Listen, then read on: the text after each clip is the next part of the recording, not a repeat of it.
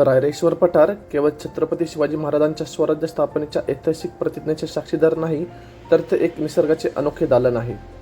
सह्याद्रीच्या पर्वतरांगेमध्ये वसलेले हे विस्तीर्ण कातळ पठार अत्यंत दुर्मिळ आणि समृद्ध जैवविविधतेने नटलेले आहे. ह्या व्हिडिओमध्ये आपण रायरेश्वराच्या पठारावरील त्या अनोख्या जगाचा शोध घेणार आहोत, जे सहसा पर्यटकांच्या नजरेतून सुटतं. येथे आढळणारे विविध पक्षी व प्राणी आणि विविध कीटक यांचा आपण रोमांचक प्रवास आपण या व्हिडिओतून मांडलेला आहे. तर चला मग, capturing the wild life with शौर्य अँड सागर. आजचा आपला विषय आहे रायरेश्वराचे ऐतिहासिक महत्त्व आणि तेथील जैवविविधता. आम्ही आता ऐतिहासिक अशा भोर गावामध्ये पोहोचलेलो आहोत. तेथून आम्ही रायरेश्वराच्या दिशेने जाणार आहोत. शिवाजी महाराजांच्या पदस्पर्शाने पावन झालेल्या भूमीत आपले सहर्ष स्वागत आहे. तर बोला, छत्रपती शिवाजी महाराज की जय. रायरेश्वराला जाण्यापूर्वी आपण आंबावडे येथील नागेश्वर मंदिराला भेट देणार आहोत. भोरजवळील आंबावडे येथील श्री नागेश्वर मंदिर एक अप्रतिम आणि हटके ठिकाण आहे. या मंदिराला ऐतिहासिक महत्त्व आणि सुंदर हेमाडपंथी स्थापत्यकला आणि आजूबाजूला घनदाट निसर्गाचे कोंदण लाभलेले आहे. मित्रांनो, भोर तालुक्यात नागेश्वर मंदिराच्या अगदी जवळचा हा झुलता पूल म्हणजे त्या काळातील स्थापत्यकलेचा एक उत्कृष्ट नमुना होता. भोर संस्थानाच्या काळात ब्रिटिश अभियंत्याच्या मदतीने हा पूल धवलगंगा नदीवर बांधण्यात आला होता.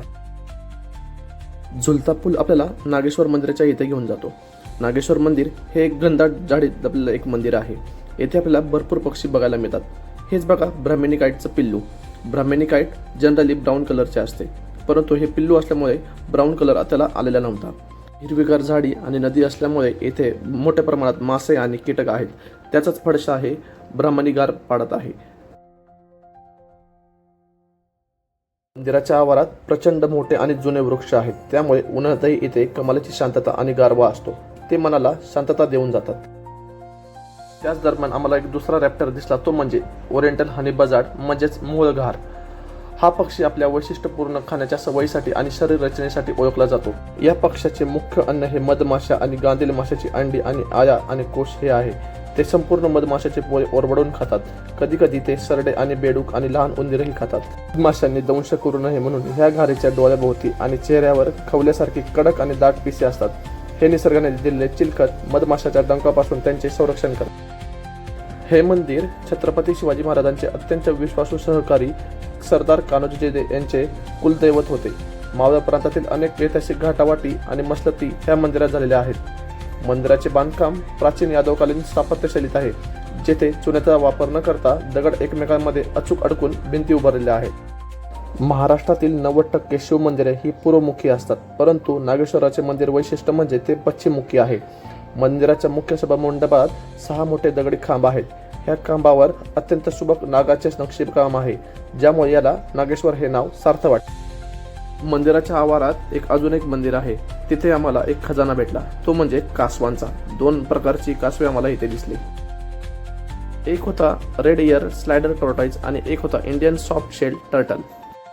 हे दोन्ही कासवाच्या प्रजाती ह्या गोड्या पाण्यातली आहेत. येथील तलावात आम्हाला 5 ते 10 कासव दिसली, दोन्ही प्रकारची. या कासवाच्या डोळ्याच्या मागे असलेल्या लाल रंगाच्या पट्ट्यामुळे याला रेड इयर असे म्हणतात.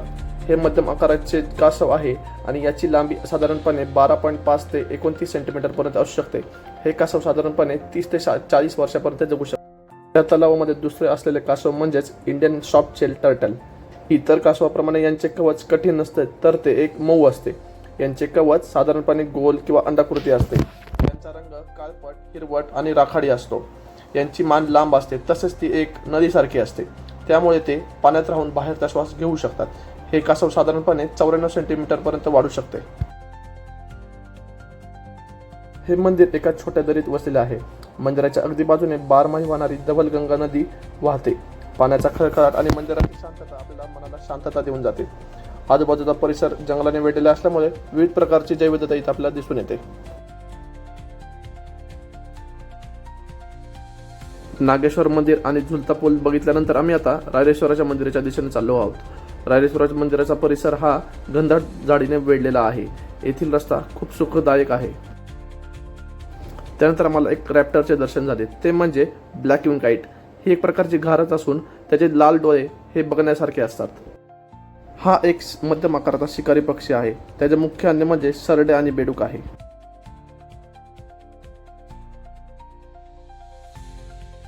रायरेश्वराच्या जवळ असलेल्या घाटामध्ये आपल्याला भरपूर प्रकारचे शिकारी पक्षी आणि भरपूर प्रकारचे रंगीबेरंगी पक्षी दिसतात.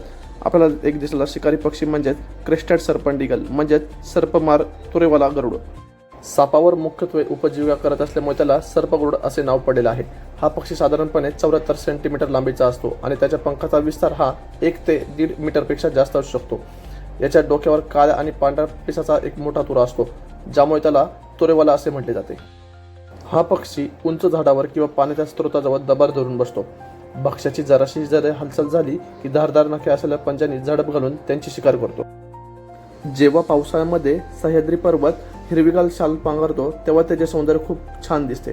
परंतु त्याचे जर रांगडे रूप बघायचे असेल तर उन्हाळ्यामध्ये भटकंती ही जरूर करावी. आज आम्हाला शिकारी पक्ष्यांचे जास्त दर्शन होत होते. आम्हाला पुढचा दिसलेला एक शिकारी पक्षी म्हणजेच व्हाईट आय बजार्ड. व्हाईट आयड बजार्ड हा प्रामुख्याने भारतीय उपखंडात आढळणारा मध्यम आकाराचा शिकारी पक्षी आहे. याला मराठीमध्ये तिस्सा किंवा व्याध असे म्हणतात. या पक्षाचा डोळा पांढरा किंवा फिकट पिवळसर असतो. त्याची शेपटी तांबूस तपकिरी रंगाची असते. हा पक्षी प्रामुख्याने भारताच्या कोरड्या व मोकळ्या भागात झुडपी जंगलात, शेताच्या आसपास किंवा विरळ जंगलात आढळतो. महाराष्ट्रात हा पक्षी दुर्मिळ असला तरी अनेक ठिकाणी पुणे, नागपूर आणि मेळघाट परिसरात त्याचे अस्तित्व नोंदवले गेलेले आहे. हा पक्षी झाडाच्या सुक्या फांद्यावर किंवा टेलिग्राफच्या तारावर तासनतास बसून जमिनीवर पक्ष्यांचा शोध घेत असतो. संधी मिळताच त्यावर झडप घालत असतो. इकोसिस्टीममध्ये कीटकावर नियंत्रण ठेवण्यासाठी हे महत्त्वाचे पक्षी आहेत. फेब्रुवारी ते मे हा काळ त्यांचा प्रजननाचा काळ असतो. या काळात ते झाडावर काड्यांचे घरटे बनवतात आणि त्यानंतर प्रजननाचा काळ त्यांचा सुरू होतो. अशा प्रकारे आम्हाला एका शिकारी पक्षाचे दर्शन झाले होते. त्यानंतर आम्ही थोड्या वेळातच रायरेश्वराच्या पायथ्याशी पोहोचलो होतो. तिथे आम्ही गाडी पार्क करून आता आम्ही वरती जाणार होतो. आमचा ट्रेकिंगचा प्रवास काही वेळातच सुरू होणार होता. आम्ही आज रायरेश्वराचे ऐतिहासिक महत्त्व जाणून घेण्यासाठी आलेलो आहोत. तसेच तेथे असणारी जैवविविधता ही सुद्धा बघण्यासाठी आलेलो आहोत. तर चला आपल्या सफरला सुरुवात करूया. मध्ये एक न्यूज व्हायरल झाली होती, ती म्हणजे रायरेश्वरावरती एक क्रॉसब्रीड गव्याचे जन्म झालेला आहे. चला वेळ भेटला तर त्यांना भेटूयात आपण. रायरेश्वर हे एक प्रकारचे पठार आहे. समुद्रसपाटीपासून 4600 ते 4700 फूट उंचीवरती हे पठार वसलेलं आहे. येथे 100 लोकांची लोकवस्ती सुद्धा आहे. पुढे गेल्यानंतर आम्हाला बोनेट मॅकेक हे प्रामुख्याने दक्षिण भारतात आढळणारे माकडाची एक प्रजात आम्हाला दिसली. त्याच्या डोक्यावर मुकुटासारखे असलेल्या गोलाकार केसाच्या रचनेमुळे त्यांना हे नाव पडले. पुढे गेल्यानंतर हनुमान लंगूर जातीच्या नावाचे माकडाचा कळप आम्हाला दिसला.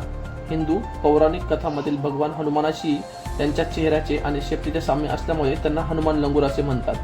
हे खूप लांबून ऐकवणारा मोठा आवाज काढतात. हे उत्तम उडी मारणारे प्राणी आहेत. एका वेळी 10 मीटरपर्यंत लांब उडी हे मारू शकतात. हे प्रामुख्याने शाकाहारी असतात. फळे, फुले, झाडाची पाने आणि बिया यांचा त्यांचा मुख्य आहार असतो. जंगलात नर लंगूर सुमारे 18 वर्ष तर मादी 30 वर्षापर्यंत जगू शकते.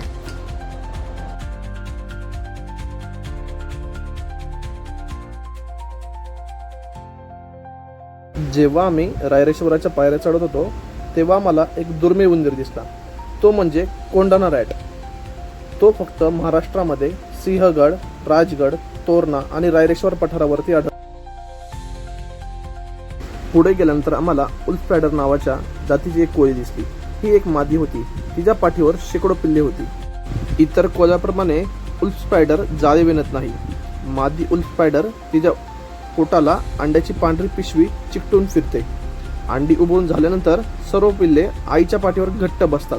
आई त्यांना सुमारे 1 आठवडा पाठीवर बाळगून त्यांचे संरक्षण करते. नंतर पिल्ले स्वतंत्र होतात. उल्फ स्पायडरला 8 डोळे असतात. त्यांच्याकडे जाळे विणण्याची सवय नसते. ते शिकारीच्या मागे पळून शिकार करतात. मानवासाठी ही जात धोकादायक नाही. हा कोळी विषारी सुद्धा नसतो. जर चुकून चावला तर फक्त थोडी खाज सुटणे किंवा लालसरपणा येतो. समुद्र सपाटीपासून सुमारे 4600 फूट उंचीवर असलेल्या ह्या पठाराची तुलना अनेकदा साताऱ्याच्या प्रसिद्ध कास पठाराशी केली जाते. कास पठाराला जागतिक वारसा स्थळाचा दर्जा मिळाल्यामुळे तेथे पर्यटनाचे नियम आणि निसर्गाचे संवर्धन चांगल्या प्रकारे होते. त्या तुलनेत रायरेश्वर पठार जैवविविधतेच्या दृष्टीने अजूनही थोडे दुर्लक्षित आहे. यासाठी या पठाराचे पर्यावरणपूरक संवर्धन होणे अत्यंत गरजेचे आहे. रायरेश्वरचा भूप्रदेश आणि डोंगर होता आणि तसेच सभोवतालची जंगले अनेक वन्यजीवांसाठी उत्तम अधिवास पुरवतात. या भागामध्ये भारतीय बिबट्या, बेकर, रानडुक्कर, ससे आणि विविध प्रकारचे लहान सस्तन प्राणी आढळतात. स्थानिक लोकांच्या सांगण्यानुसार जंगलात काही वेळेस अस्वल सुद्धा दिसते. पक्षीप्रेमींसाठी हे ठिकाण उत्तम आहे. येथे भारतीय गिधाडे, गरुड, शिक्रा, विविध प्रकारचे बुलबुल, भारद्वाज आणि सातभाई यासारखे पक्षी इथे आढळतात. तसेच रानफुलाच्या अंगणात अनेक रंगीबेरंगी फुलपाखरे, मधमाशा आणि विविध कीटकाच्या प्रजाती ह्या पटावर आकर्षित होतात. त्यामुळे येथील परिसंस्था अधिक समृद्ध होते.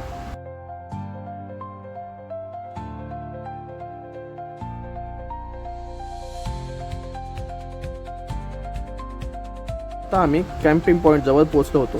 संध्याकाळची वेळ झाली होती. आम्हाला आजूबाजूला पाणवठे सुद्धा दिसत होते की जिथे संध्याकाळी वन्य प्राणी पाणी पिण्यासाठी येत असतील. संध्याकाळी किल्ल्यावरून दिसणारा सूर्यास्त हा खूप मस्त दिसत होता.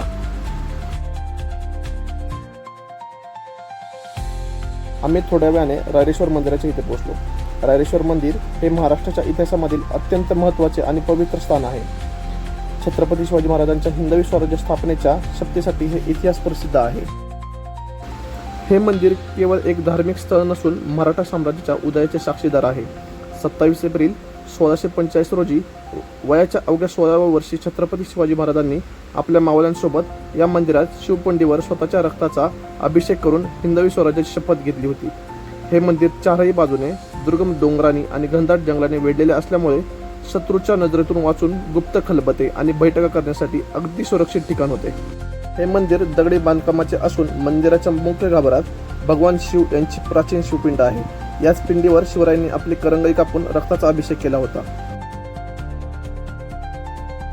मंदिराच्या आत छत्रपती शिवाजी महाराज आणि त्यांच्या मावळ्यांच्या स्वराज्य शपथेची सुंदर तैलचित्र लावलेली आहेत, जी त्या ऐतिहासिक क्षणाची आठवण करून देत असतात. त्यानंतर आम्ही ट्रॅप कॅमेरा त्या पाणवठ्यावरती लावण्यासाठी आलो होतो. रात्रीचे 9 वाजले होते. काळोखा अंधार पडला होता. या काळोख्या अंधारात सुद्धा आम्हाला 2 ते 3 प्रकारचे प्राणी दिसले होते. एक म्हणजे ससा आणि दुसरा म्हणजे भेकर. भेकराविषयी माहिती आम्ही राधानगरीच्या ब्लॉगमध्ये तुम्हाला नक्कीच सांगितलेली आहे. ती व्हिडिओ बघण्यासाठी आमच्या चॅनलला जरूर भेट द्या. आणि अशाच वाईल्ड बद्दलच्या व्हिडिओ बघण्यासाठी आमच्या चॅनलला सबस्क्राईब करायला विसरू नका. आम्ही मुद्दामून पाणवठ्याजवळ ट्रॅप कॅमेरा लावला होता. त्यामुळे तेथील प्राणी येतील अशी आमची अपेक्षा होती. बघूयात सकाळी या ट्रॅप कॅमेऱ्यामध्ये काय येतं. ट्रॅप कॅमेऱ्याचा वापर करून आपण विविध परिसरातली जैवविविधता आपण तपासू शकतो. हे एक खूप महत्त्वाचे साधन आहे. थोड्या वेळाने आम्ही कॅम्प साईट इथे पोहोचलो. रात्रीच्या अंधारामध्ये वरील तारे मस्त दिसत होते. त्यानंतर आम्ही झोपी गेलो. रात्रीच्या अंधारामध्ये आम्हाला काजव्यांचे सुद्धा दर्शन झाले होते. रायरेश्वरवरती पहाटे आम्ही सूर्योदयाचा आनंद घेतला, तसेच क्लाउड गॅदरिंगचा सुद्धा. थोड्या वेळाने आम्ही पाणवठ्यावरती पोहोचलो. पाणवठ्यावरती आम्ही आमचा ट्रॅप कॅमेरा चेक करण्यासाठी गेलो होतो, परंतु ट्रॅप कॅमेऱ्यामध्ये काहीच आले नव्हते.